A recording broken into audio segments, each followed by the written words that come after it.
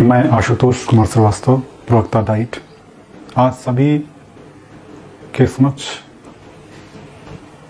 Periodic table के बारे में सामान्य सी जो सूचनाएं हैं उनका हम चर्चा करने जा रहे हैं कि पीरियोडिक टेबल क्या होता है, क्यों हमारे लिए महत्वपूर्ण है, इससे हमें क्या फ़ायदा मिलता है और एक साइंस के स्टूडेंट को या एक विज्ञान के शिक्षक को या एक सामान्य रूप से हमें क्या जानकारी रखनी चाहिए। हम सभी को पता है कि पूरा जो ब्रह्मांड है वो मैटर, एनर्जी और स्पेस से मिलकर बना हुआ है। पदार्थ, ऊर्जा और आकाश, ये तीन चीज़ें क्या करती हैं, पूरे ब्रह्मांड को बनाती हैं। तो बात करते हैं मैटर की, तो मैटर क्या है? कोई भी चीज़ जो स्पेस को ऑक्युपाई करती है, जिसके पास मास होता है, जो रेजिस्टेंस को ऑफर करती है, उसको हम क्या कहते हैं? मैटर कहते हैं। जब हम फर्दर आगे बढ़ते तो हम ये समझने का प्रयास करते हैं कि मैटर क्या है। वास्तव में छोटे छोटे आइटम से मिलकर बना होता है। और हम जब आइटम के स्ट्रक्चर पर आते हैं तो डिफरेंट तरह के स्ट्रक्चर्स मिलते हैं आइटम्स के, और इस हर आइटम को हम पहचान देते हैं। जैसे नाम सभी लोग सुने, हाइड्रोजन, ऑक्सीजन, नाइट्रोजन, कार्बन। ये सब आइटम एक तरह के आइटम ही हैं जिनका एक स्पेशल स्ट्रक्चर है। तो प्रारंभ में अगर हम देखें, जब अस्तित्व में नहीं था ये चीज़ें जिसे हम आज पीरियोडिक टेबल कहते हैं, तो उसमें क्या कॉन्सेप्ट था, क्या लोगों के मन में चीज़ें थी। तो सबसे पहले लेवासिया ने एक प्रयास किया क्लासिफिकेशन का कि दुनिया में जितने भी हमारे पास एलिमेंट हैं, जिनको हम तत्व कह रहे हैं, वो दो ग्रुप में बांटे गए, एक मेटल और दूसरा नॉन मेटल। हालांकि इसके पूर्व हमारे वेदों में अच्छी तरह से डिस्क्राइब है कि हमारे शरीर का वर्णन किया गया है कि पंच तत्व से शरीर हमारा बना हुआ है। वो पांच तत्व, उसमें पृथ्वी की बात की गई है, आकाश की बात की गई है, अग्नि की बात की गई है, वायु की बात की गई है और पानी की बात की गई है। पानी को, वायु को, अग्नि को, आकाश को, पृथ्वी को उन्होंने एक तत्व के रूप में रिप्रेजेंट किया है। आज हम जिस तत्व को रिप्रेजेंट कर रहे हैं साइंटिफिक वे में, उस तत्व का मतलब है जो सिर्फ एक तरह के परमाणुओं से मिलकर बनता है। जब हम बात करते हैं sodium element, it means it consist of only one kind of item that is called sodium.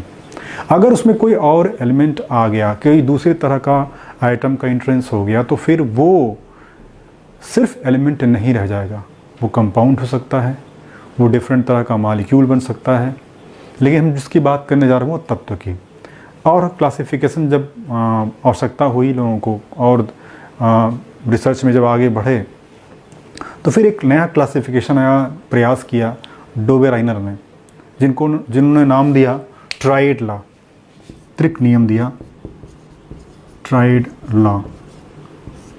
Tried का मतलब क्या था कि the group of three elements, tried, the try में थ्री, ट्राई तीन को ऐड किया गया, और वो एडिशन क्या था? ग्रुप ऑफ थ्री एलिमेंट्स का था, जिनको ट्राइड नाम दिया गया, ट्राइड एलिमेंट कहा गया। और क्या देखा उन्होंने कि जो तीन एलिमेंट का ग्रुप बनाया, उसका जो पहला एलिमेंट था और लास्ट वाला जो एलिमेंट था, तीन हम अरेंज करें तो 1 2 3, यानी ये जो पहला वाला है और लास्ट वाला, इन दोनों का अगर एटॉमिक वेट का एवरेज निकालें तो बीच वाले के बराबर आता है। जैसे लिथियम, सोडियम, पोटेशियम। अगर लिथियम का और पोटेशियम का वेट का हम अगर एवरेज निकालें तो ये किसके बराबर आएगा? सोडियम के। तो एक चीज़ इसमें आई कि क्या एलिमेंट में कुछ रिलेशंस हैं। एक प्रयास किया गया और ट्राइड लॉ के आने के बाद एक चीज़ तो तय हो गई कि कहीं ना कहीं एटॉमिक वेट में और एलिमेंट में कोई ना कोई रिलेशन है। फिर और आगे बढ़े, जब इसके बाद न्यूलैंड का ऑक्टेव लॉ आया। ऑक्टेव लॉ वो उसी तरह से जैसे हमारे संगीत शास्त्रीय संगीत पद्धति में 7 सुरों की बात की जाती है, तो सा रे गा मा पा धा नी, फिर जो 8वां हम करते हैं फिर से सा आता है। तो इसी तरह से उन्होंने जब एलिमेंट को अरेंज किया एटॉमिक वेट के इंक्रीजिंग ऑर्डर में, तो क्या देखा कि जो प्रत्येक 8वां एलिमेंट है वो क्या करता है? पहले एलिमेंट की तरह प्रॉपर्टी रिपीट करता है।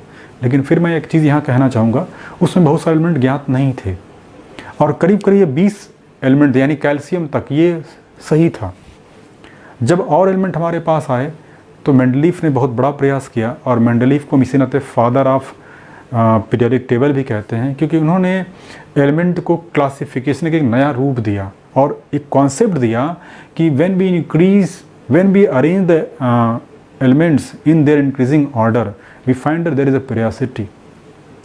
पीरियोडिसिटी का मतलब क्या होता है? जैसे हम स्कूल में पढ़ाते हैं तो वहाँ क्या होता है कि एक जो हमारा जो फर्स्ट पीरियड है, फिर सेकेंड पीरियड, फिर थर्ड पीरियड, सबकी क्या होती है? अवधि होती है, समय निर्धारित होता है कि 45 मिनट्स का है या 40 मिनट्स का है, 30 मिनट से 35 मिनट्स का है। इसके बाद सेकेंड पीरियड फिर नेक्स्ट क्या होती है? उतनी ही ड्यूरेशन की होती है। इसी तरह से उन्होंने क्या किया, कहा कि जब हम एलिमेंट्स को उनके एटॉमिक वेट के सीक्वेंस में अरेंज करते हैं, वो भी इंक्रीजिंग ऑर्डर में, तो क्या देखते क्या हैं कि उनके पीरियोडिसिटी क्या होती है? रिपीट होती है। प्रॉपर्टी क्या होती है? रिपीट होती है। और अगर हम गौर से देखें, शायद आपने पढ़ा भी हो ढंग से, तो lithium, beryllium, boron, carbon, nitrogen, oxygen, fluorine, neon, फिर जब अरेंज किया गया तो सोडियम आया। तो लिथियम की प्रॉपर्टी सोडियम से क्या होती है? मैच करती है। वजह क्या थी? बहुत सारी हैं, अभी हम आगे डिस्कस करेंगे। लेकिन अभी मैं सिर्फ ये समझने की कोशिश कर रहा हूँ, प्रयास कर रहा हूँ कि ये जो क्लासिफिकेशन का सीक्वेंस आया कैसे। तो शुरू कहाँ से हुआ था? डोबेराइनर से, लॉ के फॉर्म में, फिर न्यूलैंड का, फिर इसके बाद मेंडलीफ का। एक बात यहाँ बड़ी इंपॉर्टेंट है कि इसी टाइम पे एटॉमिक वेट के कॉन्सेप्ट लेके ग्राफ के पैटर्न में एक अलग तरह क्लासिफिकेशन लूथर मेयर ने स्वतंत्र रूप से दिया था। लूथर मेयर का जो कॉन्सेप्ट था वो भी मेंडलीफ की आवर्त सारणी में, मेंडलीफ के जो पीरियोडिक टेबल में क्या किया, काम किया जोड़ने में। जब मेंडलीफ ने अपनी पीरियोडिक टेबल बनाई तो उसमें क्या था कि पूरे टोटल 8 ग्रुप थे, 8 समूह थे। और सबसे ख़ास बात क्या थी कि मेंडलीफ ने उन एलिमेंट को भी स्थान दिया था जो डिस्कवर नहीं हुए थे। ये बहुत बड़ी बात थी, इसे उपलब्धि हम कह सकते हैं। दोस्त में लोग निकालते हैं कि उसके बारे में क्यों स्थान दे दिया जो डिस्कवर ही नहीं हुआ था, लेकिन उनको मालूम था या मालूम हो रहा था अरेंज करने में कि कोई ना कोई यहाँ पर होगा। और फिर बाद में वो एलिमेंट जब खोजे गए तो फिर उनको स्थान दिया गया। फिर इसके बाद नया पीरियोडिक टेबल आया, इसे कहते हैं मॉडर्न पीरियोडिक टेबल या long form of periodic table. वो आपके सामने है जो हम देख रहे हैं। अगर इसको समझने का प्रयास करें तो क्या हम देखते हैं कि जो हमारे पास पीरियोडिक टेबल है उसमें टोटल क्या है? 18 ग्रुप हैं। 2 तरह के कॉलम हैं, एक वर्टिकल कॉलम है, एक हॉरिजॉन्टल कॉलम है, यानी लेफ़्ट टू राइट, और एक लॉन्गिट्यूडनल।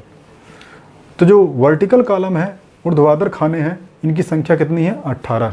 गिने जरा सा, 1 2 3 4 5 6 7 9 10 11 12 13 14 15 17 18।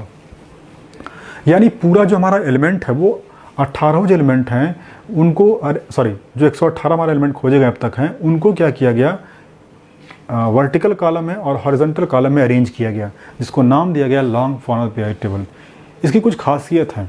क्या खासियत है? ज़रा देखें इसको, कि इसमें एलिमेंट को जब अरेंज किया गया तो मोजले का एक कॉन्सेप्ट आया था। मोजले ने कहा कि वास्तव में किसी भी एलिमेंट की जो प्रॉपर्टी होती है, एटम की जो प्रॉपर्टी होती है, डिपेंड करती है एटॉमिक नंबर पे, ना कि एटॉमिक वेट पे। तो जो नया क्लासिफिकेशन बना वो किस पर बेस्ड है? वो एटॉमिक नंबर पे है। तो एटॉमिक नंबर के बेस में यानी इन आइटम्स को अरेंज किया गया, एलिमेंट्स को अरेंज किया गया in the increasing order of their atomic number.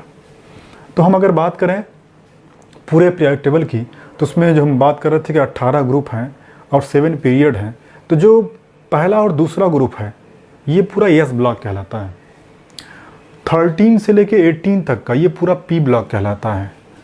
Third group से लेके 12 ग्रुप तक ये क्या होता है? डी ब्लॉक कहलाता है। और ये क्या कहलाता है? F block. यानी पूरा अगर हम बात करें तो हमारे पास एक एस ब्लॉक हो गया, एक पी ब्लॉक हो गया, ये डी ब्लॉक हो गया, एफ ब्लॉक हो गया। बात ऐसा ये S block, P block, D block, F block क्यों है? ऐसा नाम क्यों दिया गया? तो आप सभी जानते होंगे इलेक्ट्रॉनिक कन्फिगरेशन में ऑफ-बाउ रूल पढ़ा होगा आपने, और वहाँ आपने एसपीडीएफ सिस्टम में इलेक्ट्रॉनों की फीलिंग पढ़ी होगी। इलेक्ट्रॉनों को जब हम भरते हैं तो क्या एसपीडीएफ ऑर्बिटल में भरते हैं, 1s 2s 2p 3s 3p sequence में। तो देखा गया जिन एलिमेंट का लास्ट इलेक्ट्रॉन s ऑर्बिटल में इंटर करता है उसको हम s ब्लॉक एलिमेंट मानते हैं। जिस एलिमेंट का या जिस आइटम का लास्ट इलेक्ट्रॉन p ब्लॉक में इंटर करता है, p ऑर्बिटल में इंटर करता है, उसे हम क्या कहते हैं? p block element. जिसका इलेक्ट्रॉन d ऑर्बिटल में इंटर करता है उसको हम क्या बोलते हैं? d ब्लॉक का एलिमेंट कहते हैं। इसी तरह से यह ब्लॉक एलिमेंट डिसाइड किया गया। एक ज़बरदस्त चीज़ यहाँ पर एक देखेंगे आप कि सारे एलिमेंट को सीक्वेंस में अरेंज किया गया, लेकिन दो अलग पैरेलल ग्रुप में ये नीचे रखा गया है। जो वास्तव में इसी से निकाल के रखा गया, वो कहाँ से रखा गया है?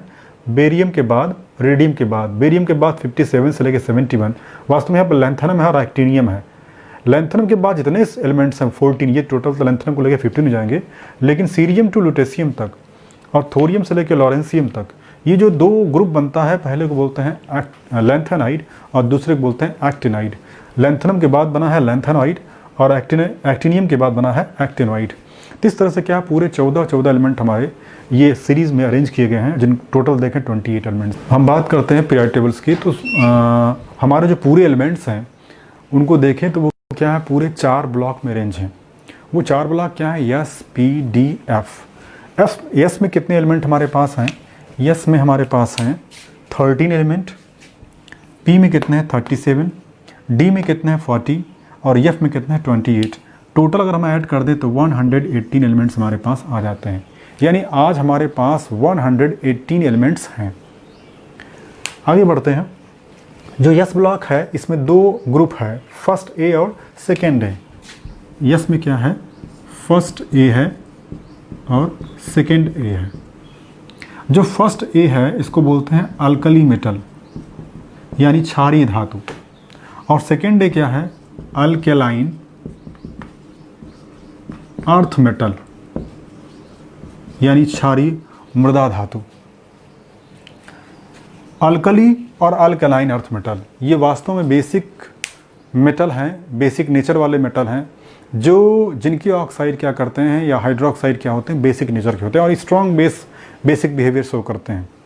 ज़्यादातर हम जितने भी बेस की बात करें तो हम इन्हीं की बात करते हैं। आप नेचर में भी देखते हैं sodium hydroxide, magnesium hydroxide, potassium hydroxide, calcium hydroxide. ये हाइड्रोक्साइड हम सबसे ज़्यादा ही उपयोग करते हैं और इनके साल्ट भी ज़्यादा उपयोग करते हैं। सोडियम की बात करें, सोडियम क्लोराइड है, मैग्नीशियम क्लोराइड है, पोटेशियम क्लोराइड है, कैल्शियम क्लोराइड है। इनके कार्बोनेट भी हम यूज़ करते हैं, सोडियम कार्बोनेट है, मैग्नीशियम कार्बोनेट है, पोटेशियम कार्बोनेट है और कैल्शियम कार्बोनेट है। नेचर में सबसे ज़्यादा मिलते भी हैं। दूसरा पी ब्लॉक एलिमेंट हमारा है। पी ब्लॉक में बोरन फैमिली है, कार्बन फैमिली है, नाइट्रोजन फैमिली है, ऑक्सीजन फैमिली है, हाइड्रोजन फैमिली है और इनर्ट गैसेस हैं। इनकी बात करें पी ब्लॉक की, तो पी ब्लॉक में क्या खासियत है कि ये सारे के सारे करीब करीब नॉन मेटल हैं। ये मेटल बिहेवियर का और ये नॉन मेटल का है। ऐसा फीचर क्यों आता है इस पर भी हम लोग थोड़ी चर्चा करेंगे आगे बढ़ेंगे तो।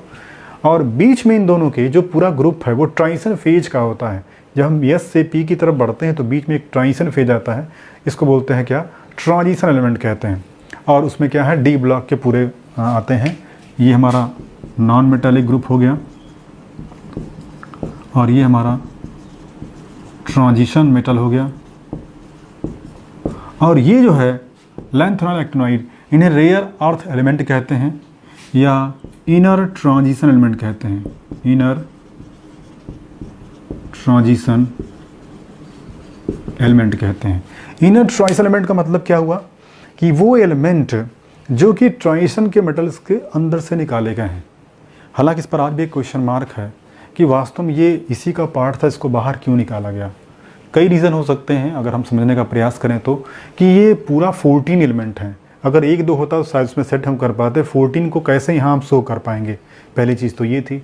दूसरी बात ये कि इसकी प्रॉपर्टी इससे डिफरेंट होती है और आप शायद पढ़े होंगे 12th में 11th में कि 2 चीज़ें आती हैं, लैंथेनॉइड कॉन्ट्रैक्शन और एक्टिनोइड कॉन्ट्रैक्शन।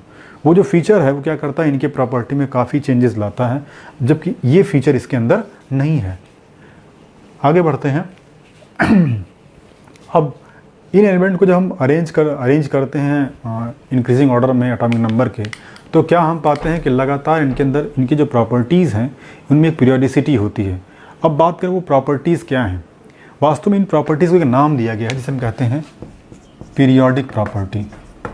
पीरियोडिक प्रॉपर्टीज़, ये जो पीरियोडिक प्रॉपर्टीज़ हैं क्या क्या हैं?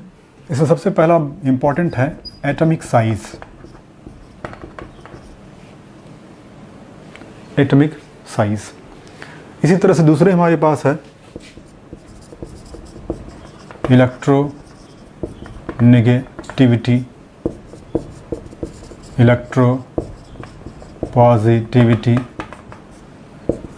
Ionisation, energy, metallic property, catalytic property, magnetic property.